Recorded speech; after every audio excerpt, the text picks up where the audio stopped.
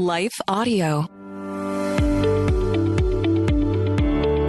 This is Empowering Homeschool Conversations. We want families to come here and gain insightful strategies that empower them to successfully teach diverse learners at home. Hosted by founder and CEO of SPED Homeschool, Peggy Ployer. Our goal is that these powerful weekly conversations will boost your confidence to cultivate the best at-home learning environment for your student. For more homeschool resources, go to spedhomeschool.com. You're listening to Empowering Homeschool Conversations with Peggy Ployer. We'll start the conversation with Peggy and her guests next.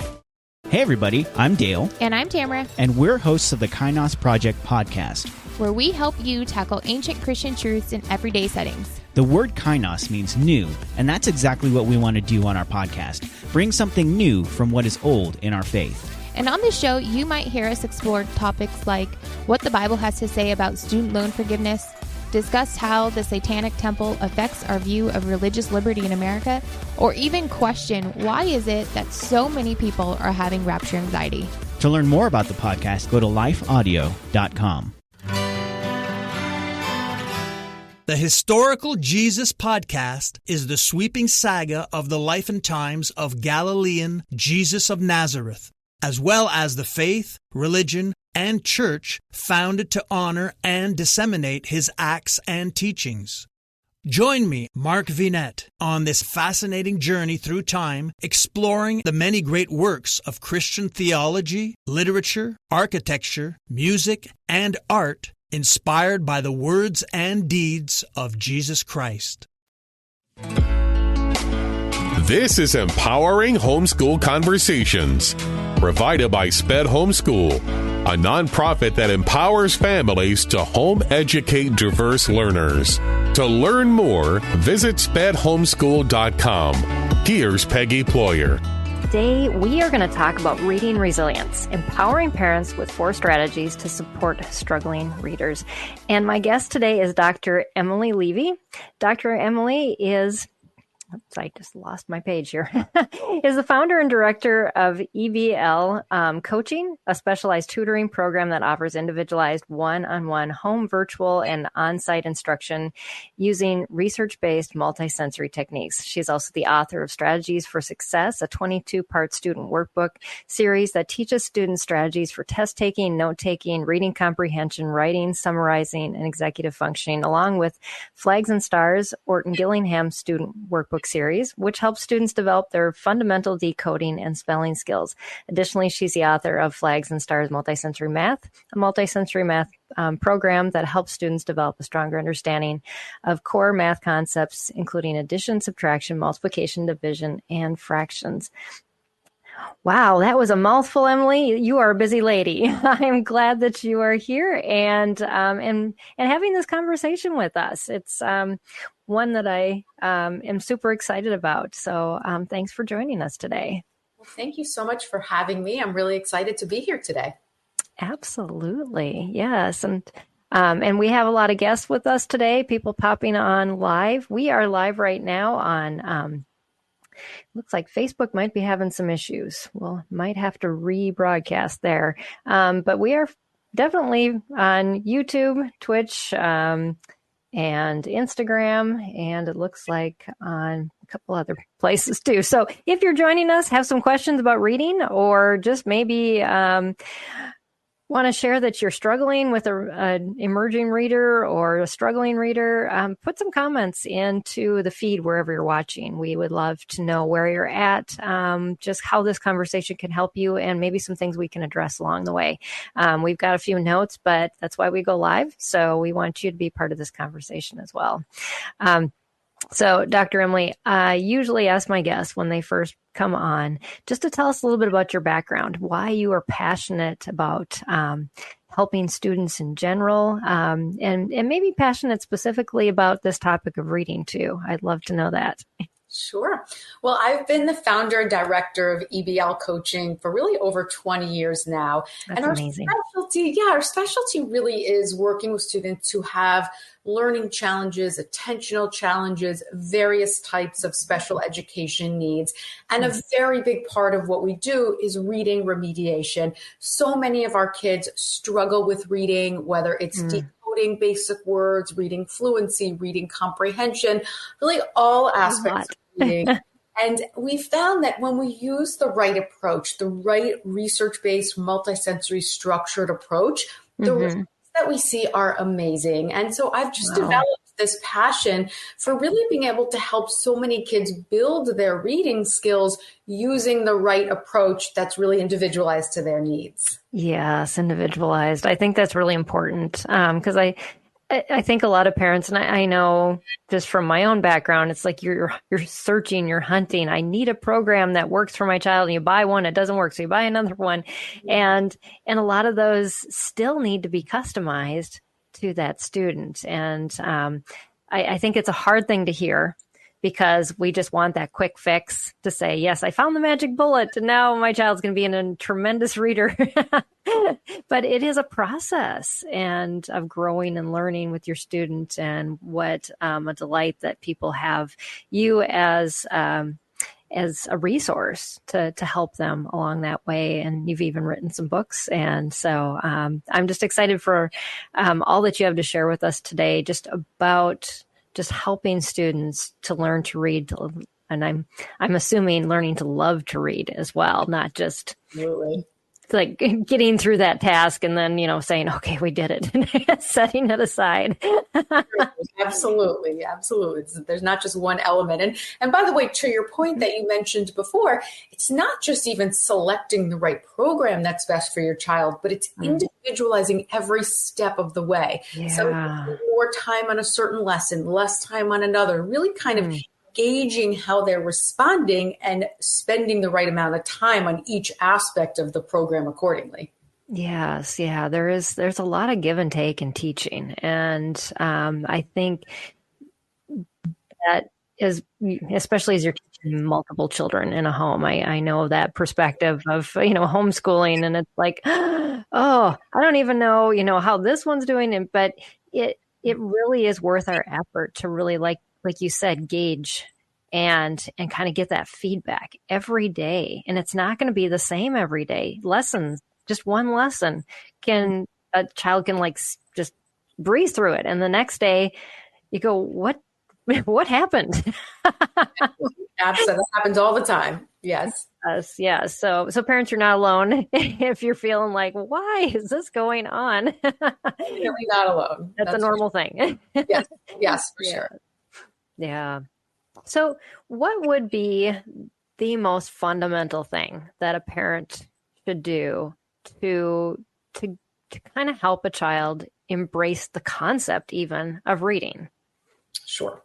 Well, I think there's different aspects to that question. So I think first off, if a child is struggling to learn how to read from the get-go, then it's important to be proactive and say, you know what, I'm noticing that my child is really not able to decode words, and she's in first grade, she or he. So it's really kind of identifying from the get-go that there's a challenge and then taking action. So I think there's that piece of it. There might be other kids that are fine with decoding, but they really struggle to comprehend. They're able to focus on the mechanics of reading, but can't quite grasp what they're reading. So I think that's the first key component in helping a child who's struggling with reading, is identifying where the holes are, and then from there figuring out the plan of action to address those key areas. Right. Yes. There's so much involved with the reading process itself, and it's so complex. I know in years past, I've done some broadcasts with people that kind of broke it down into all those little parts, and it kind of just makes your mind hurt when you think about everything that is involved in the reading process. And yet we somehow think if we can just put some words and some simple concepts in front of our kids, that it's just going to absorb, and it just doesn't. It's very, very rare that happens. Some extremely gifted kids are able to kind of pick up on reading, but really most kids need that direct instruction to learn how to read. Yes. Yeah. Yeah. I had that with my third child. She just picked it up and started reading at 3. Oh, right. It was such a gift after having to teach my older 2. That gave you a little bit of a break, I'm sure. Right. Absolutely. Yes. So what about just spending time reading to our kids versus having them read? What is the benefit to that? And how does that help them eventually to become a better reader over time? Sure. Well, I think the answer to that is it partially depends on the age of the child. Of course, for little kids who are non-readers, are not able to read yet, really just learning to love books and love language and understanding that we turn pages from left to right and that there are words on the page. Those are key skills for little kids who are not quite ready to learn yet. So lots of reading, lots of exposure to language and books is so important. Yeah. Then when the kids start to read very basic books, I think it's important to do a combination of having them read some of those very basic books like Bob books or books that have basic decodable words that may not be as language rich, but allows them to practice their reading skills, along with you reading language rich books to them. So there are so many books that will build their comprehension and build their love for reading that they won't necessarily be able to read at a young age. So really doing that combination. And then as students get older, I think obviously we want them to do more and more reading, have them read out loud. Sometimes in the beginning, we might do a combination with a chapter book where the child reads a page and then the parent reads a page, or they alternate, the child reads to the parent. So really kind of continuing with the love for language and books and reading by reading to your child, but also encouraging them to read on their own and really building their confidence, really wowing them with, oh, look at this book that you were able to read a month ago. You couldn't even read one word from here. And now you read the whole book. So really kind of building their confidence and their joy for reading by showing them those little milestones. Absolutely. You know, you talked about confidence. How much is confidence integrated into the reading process itself? I think confidence is a huge part of it. There's so many kids I see that might actually know how to read, but they second guess themselves all the time. They might turn to their parent and say, kind of decode the word, but then not confidently. And they kind of look to their parent to give them reassurance that that was correct. And the parent is there kind of nodding their head. So we want to really build their independence and their own confidence in their reading. And we found that as students build that confidence, in turn, they also learn to love reading and they find joy, able to comprehend the material, and they're really able to love the books that they read rather than just for the sake of reading. Yeah. It has to become that eventually, because we don't want to do things we struggle in. And so the more that your student struggles, of course, the more they're going to say, oh, I don't want to do that. And that's just too hard. And we want it to be fun and engaging. After a word from our sponsor, we'll dive back into this conversation. Hello, I'm Adam Comer. And I'm Ryan Chittister. And we are the host of Life After Addiction podcast. What we believe is that addiction is not a surprise to God. That's right. We discuss addiction from a biblical worldview and how true freedom comes through a personal relationship with Jesus Christ. Absolute freedom from addiction. The secular worldview of once an addict, always an addict is just not true. If you or someone you loved struggles with addiction, subscribe to Life After Addiction at lifeaudio.com.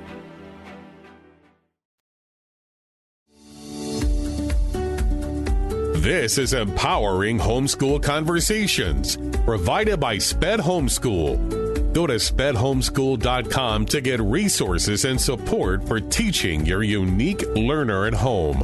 So I love that suggestion of, when they get to that point of reading a page and then having them read a page, because I think it does get fatiguing, doesn't it, too, to certain students? And Yeah, especially those who struggle to decode words. They have to put so much energy into reading each word that it's exhausting. And sometimes they also miss out on the comprehension. So in addition to them reading a page, I always like to also ask them questions about what they read to make sure that they understood the material and they weren't just reading again for the sake of reading. Right. Yeah, that's a super important stopping point.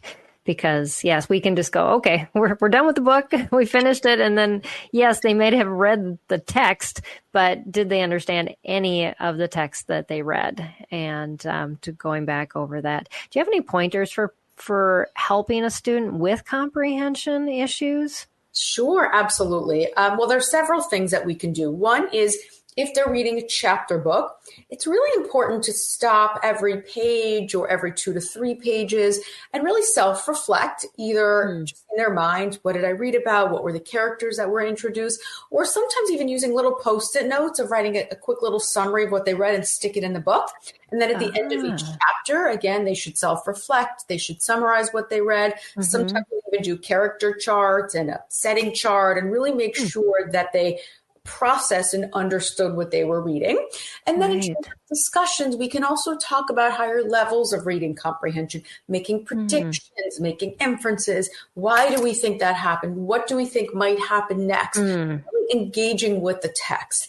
When students are reading individual passages, like a social studies passage or nonfiction passage, sometimes we'll teach them an active reading strategy, like rather than just reading and then answering comprehension questions, we might teach them to identify 3 key elements. The first is the topic, which is really what the passage is about, and we learn to highlight the topic in blue. Then the main idea is what the author is saying about the topic, and we'll highlight that in green. And then we'll go through the passage and highlight the important salient details in yellow. And sometimes we'll even talk about, is this an important detail or is it not an important detail, that issue of saliency. So it's again teaching them to not be passive readers, but really to be active readers and to be actively engaged in the text, which really helps to build their reading comprehension skills. Absolutely. Yes. Because they're really interacting with those words even.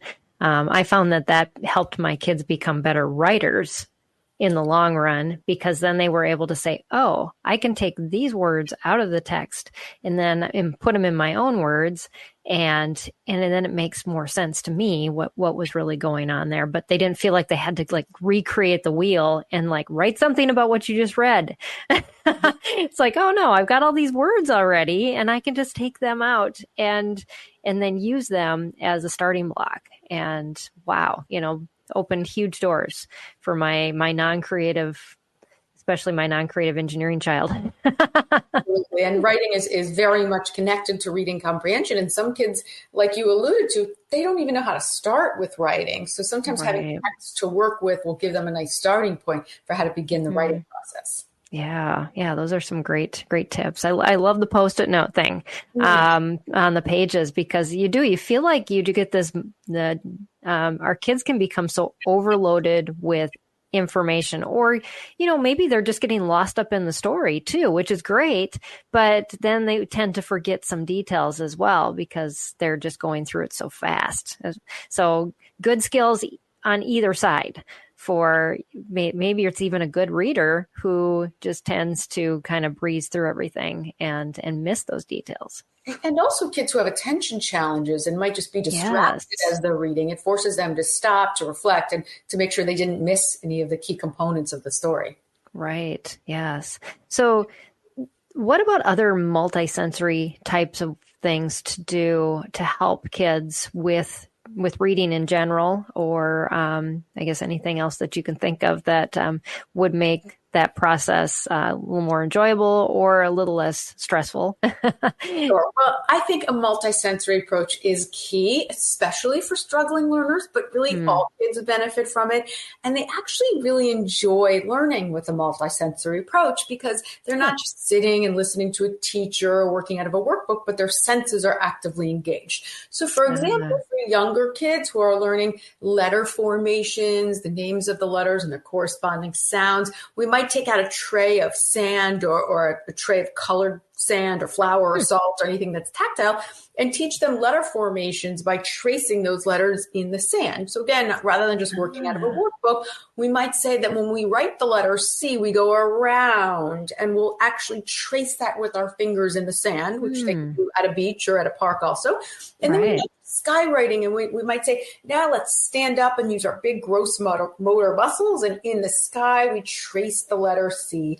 And then to bring it to another level, we might have a key picture that goes along with the sound for the letter C. So we might have a flashcard with C on the front and a picture of a cat on the back. And we say, this is the letter C. It makes the sound k, like cat. So again, we're really engaging senses, also engaging the kids because they enjoy the process, but really helping to solidify those skills into their long-term memories. Absolutely. Yes. And enjoying a process, enjoying the task just makes learning skyrocket. Absolutely. Absolutely. Yes. Yes. And so many, kids are made to play. And I know I've had many conversations over the years, just about that aspect. But when we take play out of, and the joy out of the learning, we make learning really hard, much harder for our kids instead of easier. We just have to learn ourselves as parents how to play a little bit more, I think. There's so many ways to integrate learning into play. Like we can take a beach ball and we can write letters all around it. We throw the beach ball and whoever catches it has to say the sound that letter makes or has to read a word. So they feel like they're playing ball, but at the same time, they're practicing their reading skills. So there's definitely a way to use the two and make it really fun and engaging for the kids. Yeah. Yeah. So many great ideas. Yes. And I know that over the years, I got better with that. And so if you're a parent who's struggling with having fun, just know your kids will teach you how to do that. And it's necessary for them and you as well. Good at that. Yes.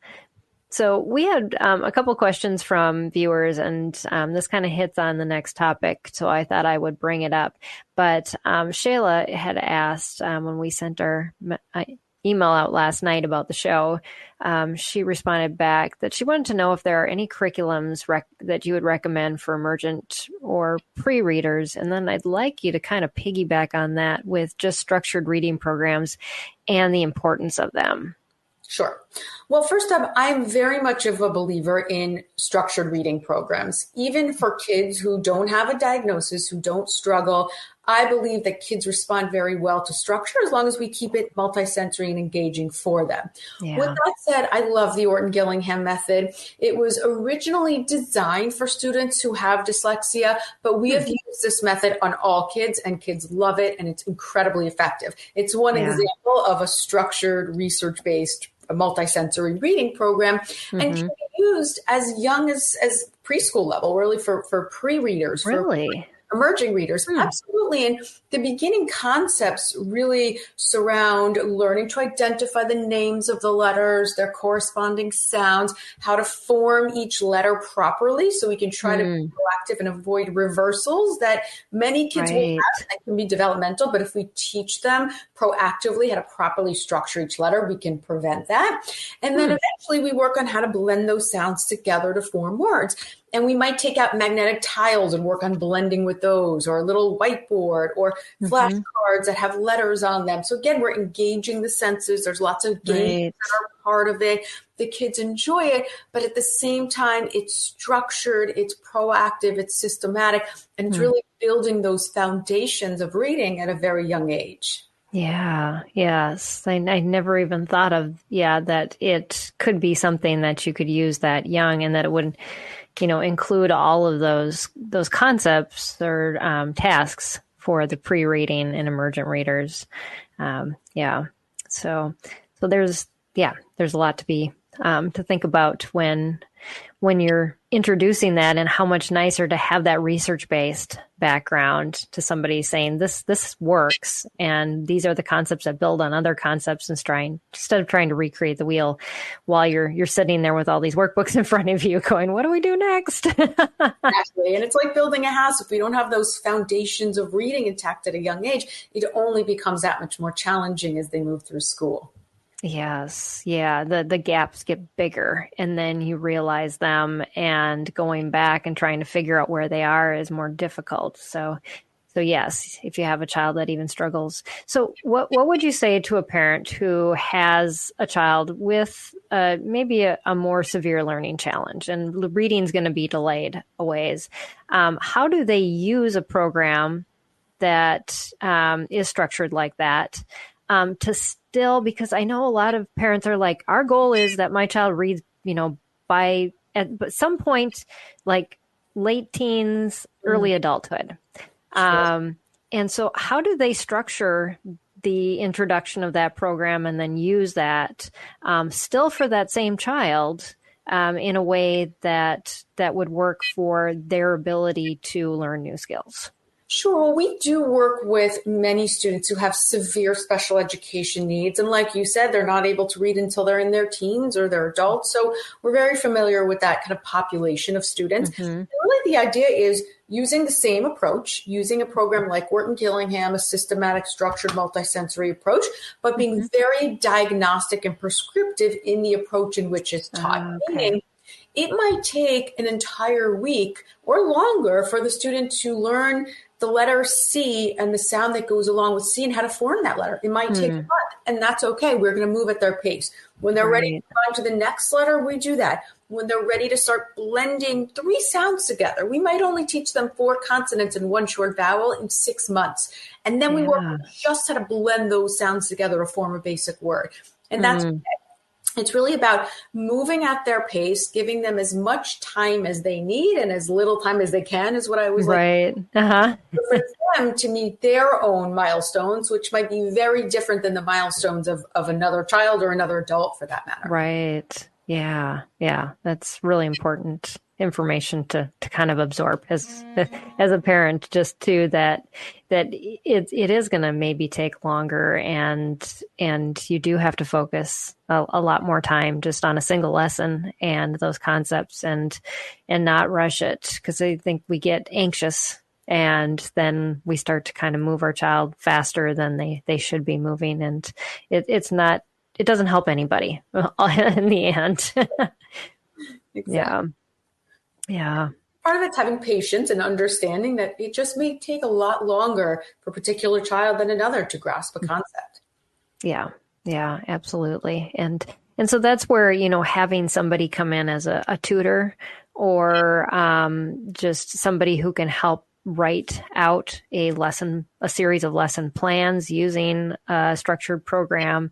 So I know you do this a lot. You pair up people with tutors and things. So what would a parent be looking for if they had a child that struggles? They're looking for that kind of help. What kind of questions should they ask? And information that they need to share about their child in order to make that relationship really effective in helping, not only the child, but also themselves as a parent to be able to teach their child at home. Sure. Well, first off, I think if a parent chooses to bring on a tutor, it's really important that it's not just a generic tutor or someone who's helped with homework, but really someone who specializes in a particular approach to teaching reading and has that systematic approach. I have many parents that come to me and say, I had this tutor and, every week was a different lesson and nothing built upon itself and we didn't really see any progress. So really having that systematic approach that starts with the foundations and really builds upwards from there definitely makes a difference. So I think really making sure it's someone who has the right approach, has the right methodology that they'll be using with your child. I also do think it's really important to share as much information with the tutor about your child. If is there a diagnosis, if they're comfortable sharing an IEP, any evaluations, talking to the tutor about how your child learns best. Are there certain approaches that work well? Do we need to build in little breaks? So really understanding both the needs of the child, but also approaches that have worked in the past. I think really arming the tutor with that information initially is really helpful. Yeah. And then the other piece is that depending on the frequency of the tutoring, if the parent is open to reinforcing what is covered in each session, we find that progress just skyrockets when they get that. That's amazing. Yes. I think just really encouraging the parent to really speak to the tutor or find out what they're working on, which materials that they're using, and what they can do in between sessions to reinforce the concepts. Even if it's just playing a learning game that reinforces what they covered during the last session, that's okay. Just having some kind of reinforcement so there's continuity and consistency with the instruction. Yes. The less confusing you can make it for the student, the better. Yes. And we find that same thing goes for therapies and a whole bunch of things. The more the parent gets involved and reinforces at home, that you multiply many times the effectiveness of having that professional come in, because they're guiding, but they don't live in your home and they're not with your student all the time like you are. Right. So that is extremely helpful. And the most effective way to use those funds to really help your student too, instead of just saying, okay, sit in front of this computer now and work with this person, and it's my hour off to maybe work with your siblings, but to really be engaged. Yes. And so that was really important. So we had a couple questions from viewers that were submitted ahead of time that were very similar to each other, and it had to do with interest in reading. The first one was submitted by Nicole, and she said, how can I get my daughter more interested in reading? And then Lisa asked, how can I help a child who has no desire to read and thinks it's too hard? So I think these are just, how can we get our children past even that roadblock of just thinking about reading? Sure. Those are both good questions. And of course, reading is so important. It builds so many skills, vocabulary, decoding, so many aspects of it. And I think part of the key to engaging a child and helping them to enjoy reading is to find topics that they're really interested in. It could be anything. It could be mermaids or dinosaurs, or it could be nonfiction topics or the moon or whatever it is. And then really finding different types of books that are on that topic. And some of them might be books that you read to your child, and other ones might be books that they read to themselves. But if they're interested in the topic, they're more likely to get engaged in the text than if it's some random topic that they find to be boring and that they can't relate to at all. So really trying to start with those topics is really key. And it might be that you're reading a newspaper and you find an article on a topic that they're interested in, and you engage them with that, or on the internet, or a novel. It could come from different places, but I think starting with topics that they're interested in is definitely key in helping to engage them. Yes. Yeah. Whether you're interested or not, it's always interest-based learning is so amazing and opens so many.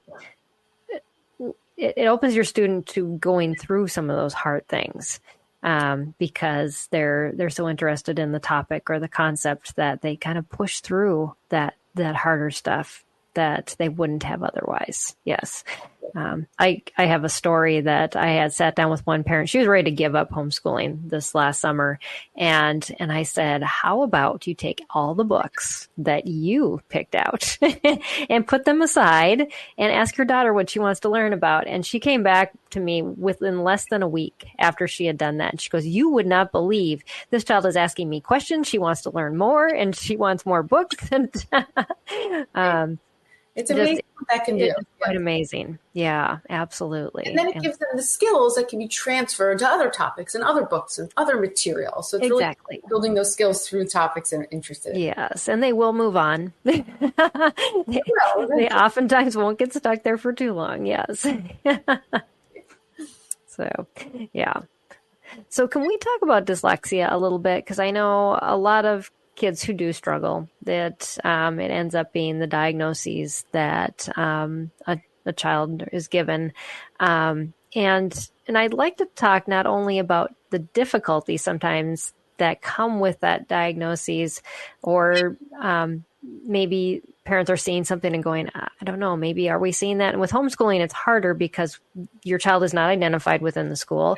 You kind of have to identify them yourself and then take them to get a diagnosis, if you choose to do that, and if you feel it's beneficial for your student.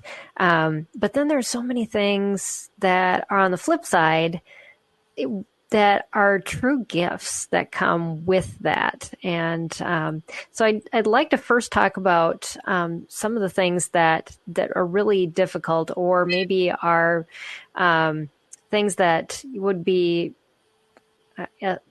I'm trying to think of the word. They would just be things that would kind of go, oh, is that maybe what we're looking at? As far as a parent seeing some things and going, yeah, maybe this is actually what we're dealing with, and it isn't just a power struggle between me and my child, which is what I thought it was for a long time with my middle child, until I realized, oh yeah, no, he just can't do this, and he's trying to, work around it because of that difficulty. Sure. Well, I would say classic challenges with dyslexia are difficulty with the mechanical aspect of reading and writing, meaning decoding words, reading fluency, spelling words, writing. It usually does not affect intelligence or comprehension. So oftentimes a student who has dyslexia will be able to comprehend incredibly complex material that you read to them, but they might have trouble reading a very basic sentence on a page themselves. Now, sometimes their decoding challenge can affect their ability to comprehend what they're reading because they're focusing so much time and energy sounding out each word. But oftentimes they're very smart. They have the ability to comprehend complex material, but it's really teaching them the tools for how to build those mechanics of reading and writing. That's really typically what's key with students with dyslexia. Okay. Yeah, that does make sense. And so you could think that it is a comprehension, but if they're focusing so much on those words, then that it's not gonna make sense, or even be something they can build that full picture with, because really it's that mental picture that you're building while you're decoding and adding all the little pieces together. Exactly. So yeah. Exactly. Absolutely. And again, usually they have very strong auditory comprehension skills, in intelligence, so many great gifts, but it's the mechanics that need some development. Yeah. And that's where I know a lot of parents go to the Orton-Gillingham method, because it really does fill in all those gaps for decoding, and it's a great resource and structured program for that. It's an amazing resource, and it truly does wonders, especially for students with dyslexia. Yeah. So wrong place here. What about word retrieval with students with dyslexia? Is that common? Yeah, I mean, it certainly can be common. That is often something that we do see for students who have dyslexia. So we want to work on building that skill as well, and helping them to really kind of retrieve and identify the words that they're trying to use, both when writing and even orally. Okay. Yeah. That's interesting. Yeah. And I'm assuming across the board, it's not for every student, but some. Exactly. Yeah. Very cool.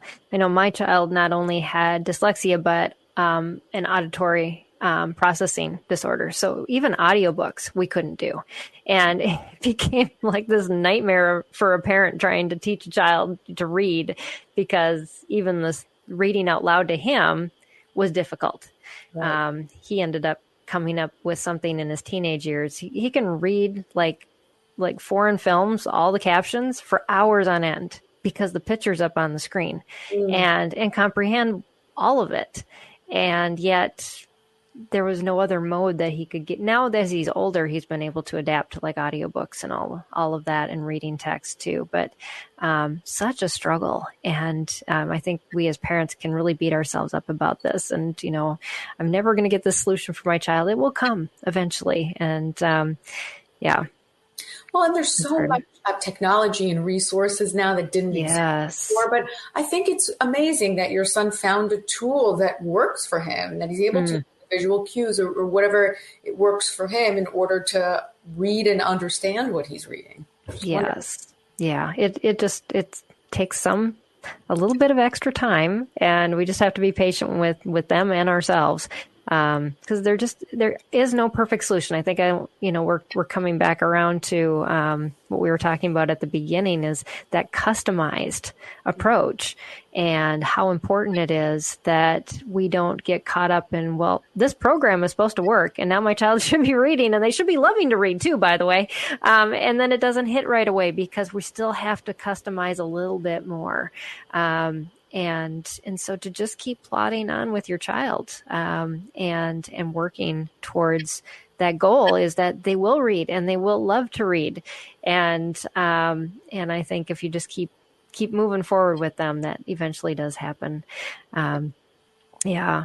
So with dyslexia comes some great, benefits as well. Can we, talk about those for just a little while? Absolutely. Well, dyslexia comes with so many gifts. So many of the great visionaries and leaders in the world have dyslexia. And I think one thing that's often unique is that individuals with dyslexia tend to be very creative. They're often really good artists. They're able to see things visually that others can't. In fact, I have a colleague who's a spine surgeon, incredibly successful spine surgeon. And I was speaking to him once, and he said that his entire K to 12 years of schooling were a struggle for him because he struggled so much with reading. But once he found surgery and was able to make it through medical school, it was like a whole new world for him because it tapped into everything he was really good at. And he has someone who helps him with emails and a little bit with reading as needed. But he was able to find a field that works for him, and he's incredibly successful. So sometimes the challenge with dyslexia is getting through school. It's a challenge. But then once we get past that, there's so many gifts that will make them successful in life and successful in the world. And it's really a matter of kind of channeling those skills into a field and a career that will help them to be successful. Absolutely. Yes. And like you said, they have to make it through.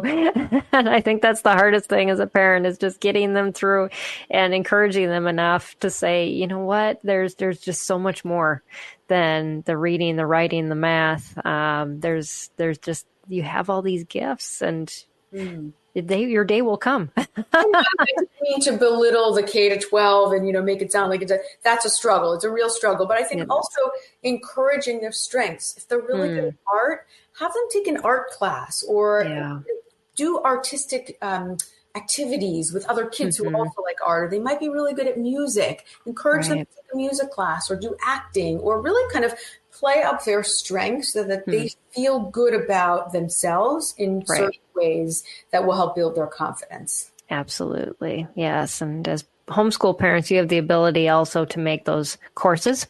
And so add them to school. Don't start taking away things. I think the things that makes me cringe the most is when parents say, well, my child isn't finishing their reading or finishing their math, so I've taken everything else out so we can focus on that. And that just, it like brings their world down to everything I can't do. And so think about that, and consider adding more. Give them more to do, more that they love to do, and you will see them flourish. Absolutely. And it'll build their confidence and really help them. Exactly. Yeah. That confidence. We had talked about that earlier, and that low self-esteem and just how it affects reading. And so yes, very, very important things. It'll help them be successful in life in general if they can build confidence. It's not with reading, even if it's with acting or art or people skills or whatever it is, we want to sustain what they're good at so that ultimately they'll find a way to be successful in life. Yes. Yeah. And they'll pursue in the end reading about those things because they want to get better at it. Exactly. And so it all comes around. Now I'm amazed that we got together with my kids in January and we did a family trip, and one of the places they wanted to go was the bookstore. And I thought, okay, family trip to the bookstore, let's go. Love that. Yeah. Oh, that's awesome. So Emily, can you talk a little bit about EBL coaching and what you guys do? For those of you listening on the podcast, Emily's website is eblcoaching.com. And so I'd love for you to share about that. Absolutely. Well, at EBL Coaching, we specialize in providing one-on-one tutoring to special education students, starting as young as pre-K and going all the way through the adult level. We always start with an initial evaluation to really gauge what the student's strengths and weaknesses are and the areas that really need development. And then from there, I match that student with one of our tutors who specializes in what they need the most help with. And we do all skills. Of course, we do a lot of reading work with the Orton-Gillingham method, with the structured multisensory approach, but we also cover math and spelling and writing, executive functioning, study skills. So kind of really all core academic skills. And the key with our approach, as we discussed during the show, is really making the sessions diagnostic and prescriptive, always individualizing the instruction based on the needs of each student. We do, of course, do the tutoring in person locally in our New Jersey, New York areas, but now help so many students internationally through our platform. And we've created such great technology and resources that we're able to use virtually. So the student and tutor can engage together as though they were in person. So it's really allowed us to help so many more students beyond just the New York, New Jersey area. Yeah. And there's so much need out there. And I'm just excited that you're filling that need and continuing to grow in that too, and just using your expertise and years of work and research too to be able to help more families, more kids, and just getting beyond those struggles, because they're so common. I think we when we start talking about it, people realize, oh, I'm not the only one. I'm not alone. There's a lot of kids out there that struggle, and there's help. Help, resources, so much more than there ever was in the past. So it's really there's so much value and tools out there that you can use with your child. Yeah, absolutely. So if you're interested in connecting with Dr. Emily and her team, go to eblcoaching.com and just see what they have. She has a lot of good resources on your website too. And then you have some workbooks as well. Can they find the books on your website or? Yes, the books are on our website. There's an Orton-Gillingham workbook series. There's actually a full curriculum of books. Awesome. And then a multisensory math program that I've created for foundational math skills like addition, subtraction, multiplication, division, and so on. And then a whole writing and study skills program called Strategies for Study Success, which taps into writing, reading comprehension, note-taking, test-taking, all of those key skills as well. And those are all very important. Okay, awesome. Well, that's great. Well, thank you so much for this conversation. It's been delightful to talk about reading, and in a way that just is encouraging and supportive, and really, giving parents specific tools on how to view it and how to approach it. And I think that's most important, is that sometimes we can get this overall arching view of reading's good. And then we go, well, how do we go about it? And so you just, as in summary, read to your child, read with your child, read alongside your child, and then make it multisensory, and then use a structured program and get help if you need it. I mean, Dr. Emily has shared some great resources, and so that those are those top 4 strategies, and I just appreciate you for elaborating on those and why they're so important, how to make them work, and just that it's possible for any student. So it's exciting. Absolutely. Well, thank you so much for having me. I really enjoyed it, and it's been a pleasure being here. Absolutely. Well, we appreciate you and just the work you're doing. Keep it up. And I'm excited to hear about just your future endeavors and where your practice goes. And enjoy yourself in Texas too. Emily said she'll be in Texas presenting some research she's been doing. So that's exciting.